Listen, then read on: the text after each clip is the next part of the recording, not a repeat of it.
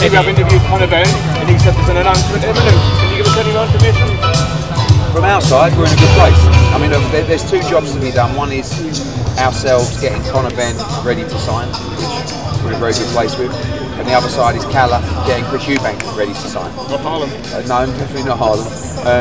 And I think Calla's in the process of going through everything with him. So from our point of view, if we had it our way, we could sign on Monday. But obviously we need to be in a position with Calla to move forward. We'll wait for him, but hopefully it is imminent. UK venue? Yeah, UK. Jan 27 on February the 3rd. I think Spurs on February the 3rd for one. Eddie, how difficult would it be with Anthony Joshua's broadcasting, his own exclusive? How difficult would that be for him to go onto that card? Look, at the moment, like I said, there's conversations with a number of fighters. You know, I've seen various reports. I don't know if that is the case. All I'm interested in is our fighters. Again, sounds all very exciting, but we'll see where it leads over the next few days. One of the rumours was Dimitri Bivol was always going to feature on that card. I think Kalajic and then Richard Rivera was going to as another opponent. Can you reveal a bit more on that? Yeah, well, Dimitri Bivol was due or might be due to fight on January the 13th in America, but obviously there have been a number of talks, and you know, if it makes sense for our fighters, and again, all sounds very exciting, then we'll definitely look to pursue it. But at this stage, obviously, there's a lot of work that needs to be done.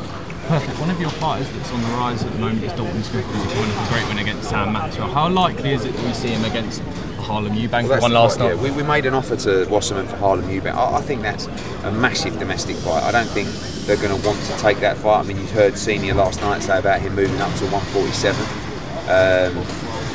But I thought it was a good performance last night, you know, and I think Harlem's an exciting fighter, and so is Dalton. I think that's the kind of fight we want for Dalton to break out in Sheffield, to go from 3,000 or 4,000 to 8,000 or 9,000, and that's the next step for Dalton, is being involved in a fight like that. Could Lewis Ritson be a potential name for Dalton Smith? Possibly, but I see he wants to move up to 147, so I think unlikely. And the final one from me, the Japanese deal, obviously it's rumoured that you're bringing a prize fighter back there. Any rumours on a date for that? Three times a year?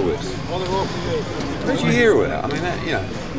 My brother. I think that if it is prize fighter, it will be with a twist.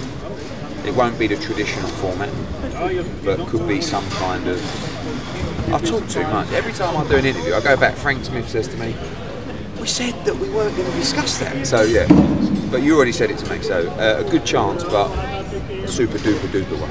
I'll try and find Frank Smith. Yeah, ask him. He's Mr. Japan. Tony Sims told me that within the next week, John Ryder will have a big fight announced in the US. It'll be the biggest name outside of world champions. Yeah. Is it a Mungia fight? Yeah, that is a fight that we're in negotiations with. I think it's a great fight for both. You know, John did really well against Canelo in Mexico. I think Mungia could be in the mix for Canelo Alvarez, but obviously at the same time, if he can beat Ryder and do it in style, he would be might be a front runner. So it's a good opportunity for him. But we, as Team Ryder, fancy that fight. We think he wins the fight. I think it's a tremendous fight, and hopefully we can get it over the line.